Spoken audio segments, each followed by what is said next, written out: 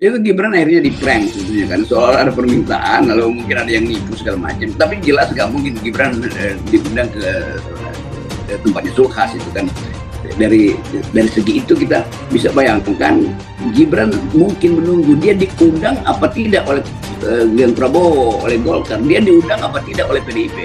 Tapi semua itu kan dia mesti WA bapaknya dulu kan. Kalau diundang dua-dua kemana dia nanti kan? Jadi kebingungan itu kan tetap Gibran dipermainkan oleh, sebetulnya Gibran juga separuh dipermainkan AMPI itu, seolah-olah akan jadi tapi kok enggak tuh, dipermainkan oleh PDIP seolah-olah akan jadi juru bicara tim nasional Ganjar, nyatanya enggak tuh. Jadi mungkin Gibran nunggu di sebuah hotel untuk kepastian itu, dan ini yang kita baca sebagai psikologi yang membuat Gerindra merasa bahwa Gibran itu akhirnya bukan faktor.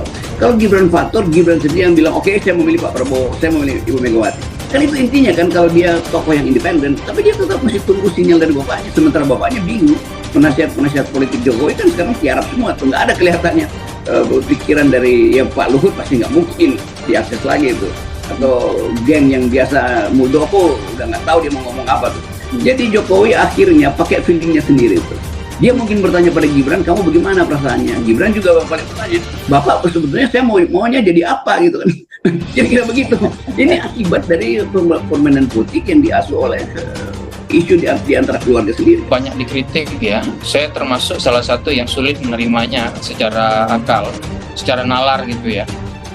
Yang paling menonjol itu misalnya bagaimana MK tadi dijelaskan oleh beberapa mantan hakim konstitusi ya, bagaimana MK menerapkan dua hal, kemudian membuat banyak dugaan gitu bahwa keputusan ini itu mengambil keputusannya tidak independen secara politik. Ada faktor-faktor politik yang masuk ke situ. Bincang-bincang seperti itulah, karena kan kita tahu ada banyak sekali spekulasi liar di mana-mana ya, yang tentu perlu perbincangan gitu, jadi bukan dipanggil lah. Karena tidak ada alasan untuk kita manggil-manggil Gibran gitu.